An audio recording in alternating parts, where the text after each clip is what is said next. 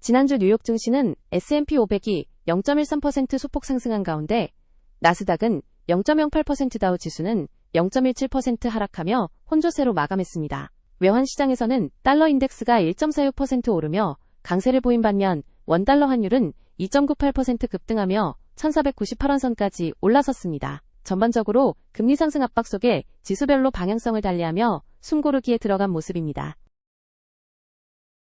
미국 대선의 최대 승부처인 펜실베이니아주 리하이밸리에서 하원 의석 탈환을 위한 민주당 예비선거가 뜨겁게 달아오르고 있습니다. 이번 경선은 노동자 계층을 대변하는 전직 소방관 출신 밥 브룩스와 중도 성향의 연방검사 출신 라이언 크로스웰의 이 파전 양상으로 전개되고 있습니다. 당 주류와 버니 샌더스 의원의 지지를 받는 브룩스는 트럼프 당선 이후 이탈한 블루칼라 표심을 공략하고 있으며 크로스웰은 현 행정부의 권력남용과 부패 척결을 내세우며 중도층 확장을 꾀하고 있습니다.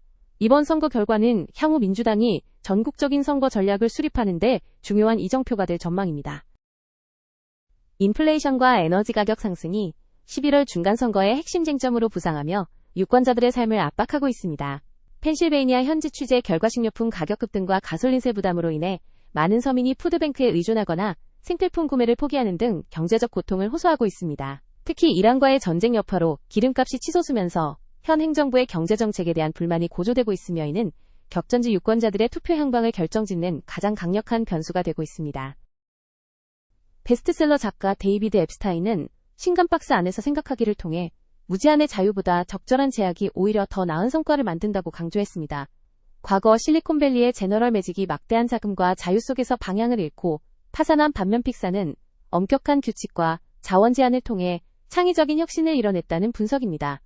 앱스타인은 정보가 넘쳐나는 시대일수록 선택의 기준을 단순화하는 만족화 전략이 필요하며 이는 기업 경영뿐만 아니라 개인의 투자 결정에서도 의사결정의 질을 높이는 핵심 요소라고 조언했습니다. 민주당의 거센 도전 속의 현직인 공화당 라이언 맥켄지 의원은 민생경제 해결사를 자처하며 소송에 나섰습니다. 맥켄지 의원은 근로가정을 위한 세액공제 확대와 의료비 부담 완화 법안을 최우선 과제로 추진하고 있으며 때로는 당론과 달리 건강보험 보조금 연장에 찬성표를 던지는 등 유연한 행보를 보이고 있습니다. 그는 현재의 고물가 상황이 현 정부의 과도한 지출과 에너지 정책 실패에서 비롯되었다고 비판하며 지역구의 다양한 경제계층을 아우르는 성과 중심의 의정활동으로 재선에 성공하겠다는 의지를 피력했습니다. 도널드 트럼프 대통령은 국내의 경제적 어려움에도 불구하고 이란에 대한 강경한 입장을 고수하고 있습니다. 최근 인터뷰에서 대통령은 미국인들의 재정적 타격보다 이란의 핵무기 보유 저지가 더 시급한 국가적 과제임을 분명히 하며 전쟁 종식을 위한 협상 가능성을 일축했습니다. 비록 연방 가솔린세 유예 등 단기적인 처방을 제시하기도 했으나 외교 안보 이슈를 최우선 순위에 두는 대통령의 행보가 고물가에 지친 민심에 어떤 영향을 미칠지 정치권의 이목이 쏠리고 있습니다. S&P 500 상위 종목 살펴보겠습니다. 가장 눈에 띄는 상승을 기록한 종목은 시스코 시스템즈로 티커 CSCO가 22.41% 폭등하며 118달러 선에 안착했습니다. 이어 팔로알토 네트워크스가 16.81%, 지브라 테크놀로지가 14.74% 오르며 기술주 내에서도 보안과 통신 장비주들의 강세가 돋보였습니다. 반면 하락 종목으로는 찰스 리버 레보레토리스가 15.07% 급락하며 가장 부진의 코카바나가 13.82%, 인텔이 12.93% 하락하며 반도체와 소비재 섹터의 일부 종목들이 큰 폭의 조정을 받았습니다. 섹터별로는 에너지 섹터가 6.71% 급등하며 압도적인 수익률로 시장을 이끌었습니다. 이어 헬스케어가 1.12%, 필수 소비재가 0.5% 상승하며 방어적인 성격의 섹터들이 선방했습니다. 반면 임의 소비재 섹터는 3.05% 하락하며 가장 저조한 성적을 거뒀고 부동산이 2.66%, 소재 섹터가 2.50% 밀려나며 금리 상승에 민감한 업종들이 하락 압력을 강하게 받았습니다. 국가별 ETF 수익률 확인해 보겠습니다. 주요 4개국 중에서는 미국 SPY가 0.21% 소폭 상승한 반면 일본 EWJ는 1.25%, 중국 MCHI는 2.88% 하락했습니다. 특히 한국 EWI는 5.96% 급락하며 상대적으로 큰 낙폭을 기록했습니다.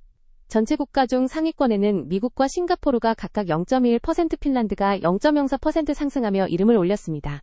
반면 하위권에는 7.39% 폭락한 브라질을 필두로 남아공이 6.05%, 한국이 5.96% 하락하며 신흥국 시장의 약세가 두드러진 한 주였습니다. 이번 주 주요 기업 실적 발표 일정입니다.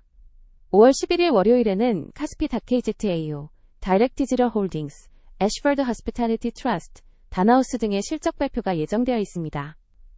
5월 12일 화요일에는 지브라 테크놀로지스 등의 실적 발표가 예정되어 있습니다.